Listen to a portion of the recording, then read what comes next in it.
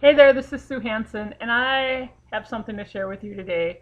Something that just kind of hit me the other day when I was walking out of the gas station, and I don't know, what you'll feel about what I'm going to tell you, but I'd love to hear your comments on this as well. So, I was at the gas station. I had run in, I didn't need gas, but I'd run in to get a soda. I actually ran in to get one of these. Now, that was bad in itself because I hadn't drank caffeine for over 2 years because the withdrawals of not drinking the same amount each day gives me really bad headaches.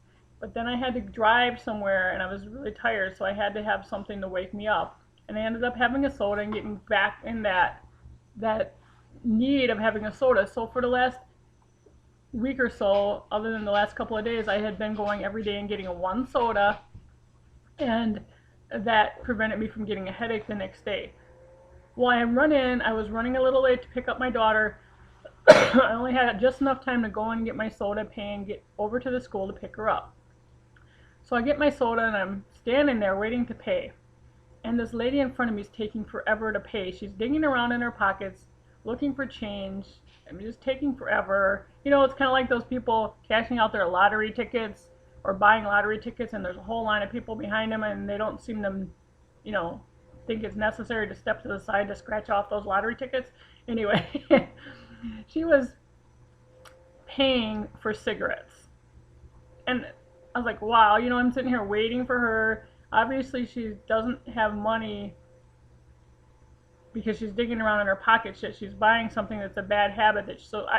My feeling is she's wasting her money she doesn't have on a bad habit. But so I was thinking about that, I guess, when I walked out of the store. And I had this in my hand. This is the receipt for my soda. When I was standing there, I usually don't get the receipt, but it occurred to me that this $1.36 that I had just spent on this soda, if I had not been buying that soda, I mean, here I said I was buying one soda a day, every day of the week. And so if you take, I've got my Annie machine right here,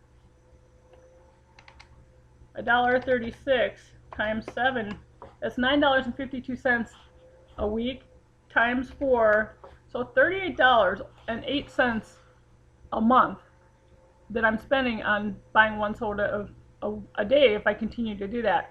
Now,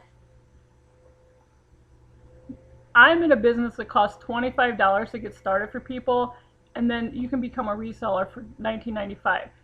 So here people are saying that they don't have income or money to start a business of their own, mine or any other business. And what are they doing every day? What are they spending $1.36 a day on?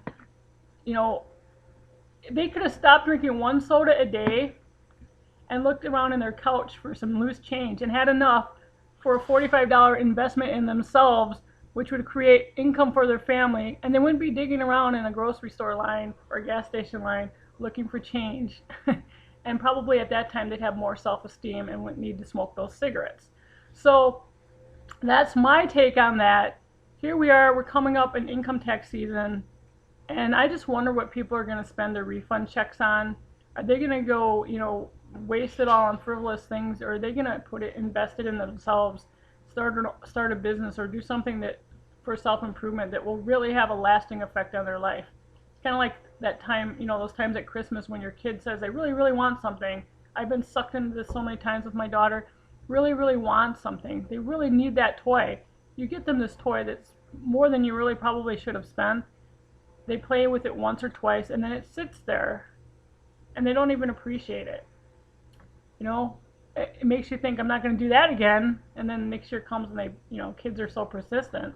I guess there's a couple of lessons in that one.